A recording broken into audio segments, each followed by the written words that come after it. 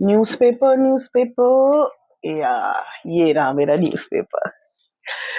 ऐसी खुशी आपको भी होती है ना जब आपके पास भी न्यूज़पेपर हाथ लगता है तो? जी हाँ, आज ऐसी खुशी मुझे भी हो रही है क्योंकि हर दिन न्यूज़पेपर पढ़ने की जो एक कह सकते हैं एक आदत सी लग गई है और अच्छा लगता है कि पूरे विश्व में क्या चीज़ें हो रही हैं, वो हमें डिटेल्ड में पढ़ने को मिलता है न्यूज़पेपर के माध्यम से।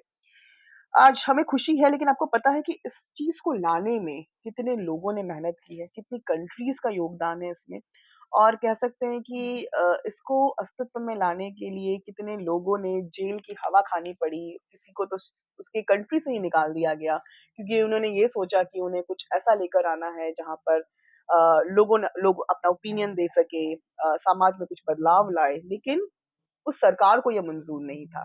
तो थोड़ी-सी हिस्ट्री समझते हैं कि इस न्यूज़पेपर को लाने के लिए मैं अ, न्यूज़पेपर की बात नहीं कर रही हूँ। न्यूज़पेपर को लाने में जो हकीकत में जिसने इसको स्वरूप दिया है, वो है प्रिंटिंग प्रेस ने। क्योंकि प्रिंटिंग प्रेस के बिना ये न्यूज़पेपर को पढ़ना, देखना ये नामुमकिन था।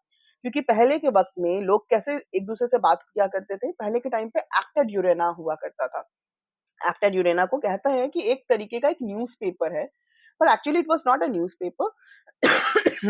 एक्टा ड्यूरेना जो है, रोमन एम्परर के टाइम पे बड़े-बड़े शिलालेखों पर रोमन एम्परर में जो भी अपडेट्स हो रहे हैं, रोमन एम्परर में कोई भी नई घटना हो रही है या कोई अनाउंसमेंट करना रहता था, तो वो शिलालेखों पर उसकी कह सकते हैं उनको एनग्रेव किया जाता था और उनको अ, चट्टानों में कह सकते हैं खुदाई करके लिखा जाता था और उनको ऐसे जगहों पे रखा जाता था जहाँ पर लोगों की मैक्सिमम आवाजाही हो। तो इस तरीके से शुरुआत हुई थी रोमन एम्परर में किसी का बर्थ हुआ, किसी की डेथ हुई या कोई शाही लोग आने वाले हैं, उनके स्वागत में क्या हो रहा है। तो जो भी ऐसी कोई घटनाएँ हैं जो इम्पोर्टेंट हैं और लोगों का जानना ज़रूरी है, तो इस तरीके से एक टीम हायर की जाती थी जिनकी लेखनी अच्छी थी और जिनको ये काम करने आता था और उनको समाज में बहुत ही अच्छे नज़रों में देखा जाता था। तो ऐसे लोग ये काम किया करते थे। तो रोमन एम्परर के टाइम पे एक्टा ड्यूरेना मतलब एक्टा मतलब एक्ट्स और ड्यूरेना मतलब डेली। तो डेली एक्टिविटीज़ जो होते थे, उसको एक न्यूज़पेपर का फॉर्म दिया गया था। मतलब वो न्यूज़पेपर नहीं था, कहा जाता है कि वो वर्ल्ड का पहला अखबार था क्योंकि कह सकते हैं कि वो लोगों को इम्पोर्टेंट इन्फॉर्मेशन प्रोवाइड करता था। That's it. किस तरीके से अखबार के माध्यम क्योंकि उस टाइम प्रिंटिंग प्रेस का इन्वेंशन नहीं हुआ था। Not with the help of newspaper but in the form of that कह सकते हैं कि वो खुदाई करके और इस तरीके से।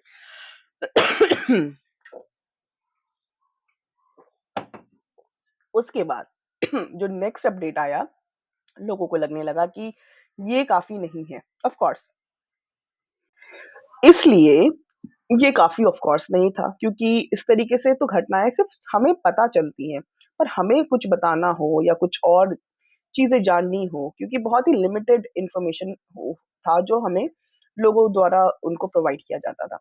तो फिर चाइना में इसकी थोड़ी बहुत शुरुआत हुई थी। तो चाइना में किस तरीके से इसकी शुरुआत हुई कि चाइना में अराउंड कह सकते हैं कि 200 सीई में, ठीक है? वहाँ पे वुडन ब्लॉक प्रिंटिंग की शुरुआत हुई। वुडन ब्लॉक प्रिंटिंग क्या है?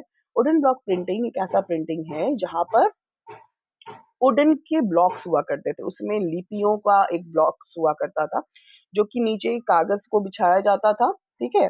और कागज़ को बिछाने के बाद उसमें इंक के माध्यम से उसको प्रेस किया जाता था और उसको उठाया जाता था, तो उसकी जो छपाई हुआ करती थी उस कागज़ में, इंक के माध्यम से।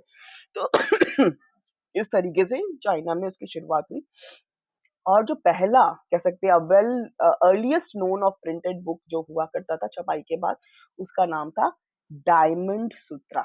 याद रखिएगा उसका नाम डायमंड सूत्रा और जो 868 सीई में डायमंड सूत्रा को पब्लिश किया गया था। मतलब वो प्रिंटेड बुक था पहला डायमंड सूत्रा चाइना में।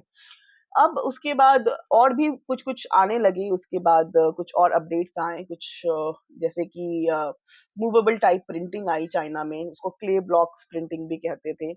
फिर कोरिया में उसके बाद एक डेवलपमेंट हुआ जिसमें मेटल मूवेबल टाइप स्टार्ट हुआ। लेकिन इस सब के बाद जो सबसे बड़ा रिवॉल्यूशन हुआ, वो रिवॉल्यूशन कहाँ पर हुआ? वो रिवॉल्यूशन हुआ यूरोप में, ठीक है?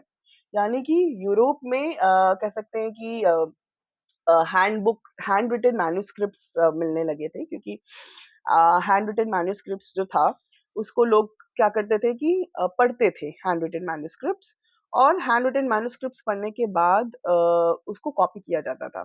तो जो लोग बाहर से आए हैं और वो एक जैसे कि कुछ विदेशी आए हैं इंडिया के नालंदा में, और वहाँ पे नालंदा यूनिवर्सिटी से में वो एक मैन्युस्क्रिप्ट रखा हुआ है, जिसमें ना वो मैन्युस्क्रिप्ट उनकी कुछ इंटरेस्ट का है, तो ऑफ कोर्स वो ले नहीं जा सकते थे। तो एक टीम हायर होती थी जिसमें जिनकी हैंडराइटिंग बहुत अच्छी हो और जो बहुत कम मिस्टेक्स करते हैं, तो ऐसे लोग क्या करते थे, वो वैसे मैन्युस्क्रिप्ट को पूरी की पूरी तरीके से कॉपी किया करते थे।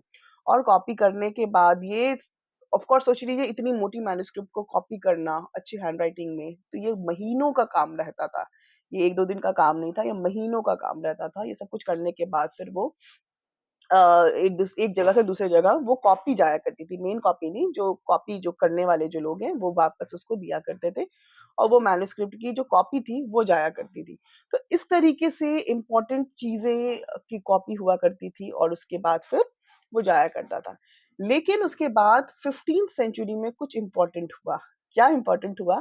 15th सेंचुरी में एक मेजर ब्रेक थ्रू आया, जब जॉन गुटेनबर्ग, ऐसे उसको जॉन्स गुटेनबर्ग या हॉर्न गुटेनबर्ग जो भी कहें आप, उन वो एक जर्मन इन्वेंटर हुआ करते थे, और उन्होंने 1440 सीई में कह सकते हैं कि प्रिंटिंग प्रेस जो है, जो proper printing press, movable type printing press, इसकी उन्होंने इन्वेंशन की। और ये मैकेनिकल मूवेबल प्रिंटिंग प्रेस था, ठीक है, जिसको मूव किया जा सकता था, क्योंकि पहले की जो प्रिंटिंग प्रेस थी वो मूवेबल नहीं थी। तो एक तो वो प्रिंटिंग प्रेस भी बहुत बड़ा था, ऑफ कोर्स वो मूवेबल भी नहीं था, तो बहुत ही लिमिटेड बुक्स छपा होती थी, और बहुत ही टीडियस प्रोसेस था एक एक ब्लॉक्स को प्रेस करना, उसके बाद उसको उठाना, उसके बाद उसकी छपाई। It was a very tedious process. तो यहाँ पे क्या हुआ, यहाँ पे मेटल लेटर्स की इस्तेमाल होने लगी, वुडन ब्लॉक्स की जगह अब मेटल लेटर्स होने लगे, और ऑयल बेस्ड इंक की जो कह सकते हैं वो डेवलप किया गया।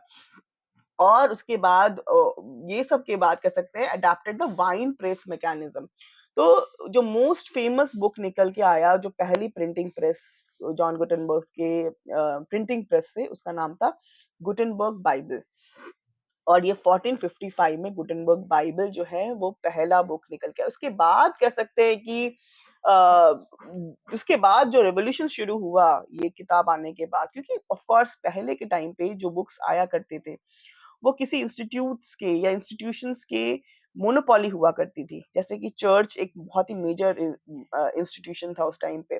तो और भी उसी तरीके से कुछ और संस्थाएं थी जो मेजर इंस्टीट्यूशन हुआ करते थे, जहां पर किताबें जो छपती थी, वो किताबों का मोनोपोली हुआ करता था। ऑफ कोर्स कुछ और था नहीं वहाँ पर, तो जो चीज़ें वो बता रहे हैं लोगों को उसको वही सच मानना पड़ता था।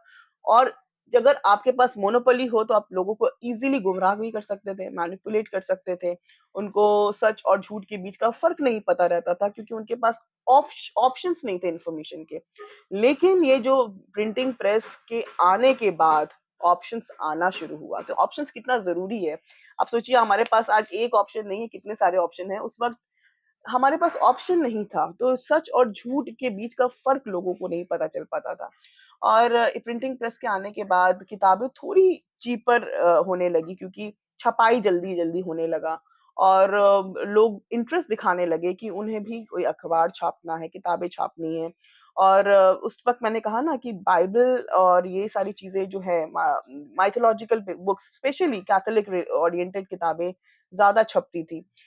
लेकिन उसके आने के बाद बाकी रिलिजन्स के भी किताबें छपना शुरू हुई, और लोगों तक पहुँचना शुरू हुआ। लोग खुश थे, क्योंकि अब उनके पास ऑप्शंस थे, उनके टेस्ट के हिसाब से चीज़ें सर्व हो रही थी। तो इस तरीके से प्रिंटिंग प्रेस ने एक बहुत बड़ा रिवॉल्यूशन क्रिएट किया। अब उनके पास कई तरीके की चीज़ें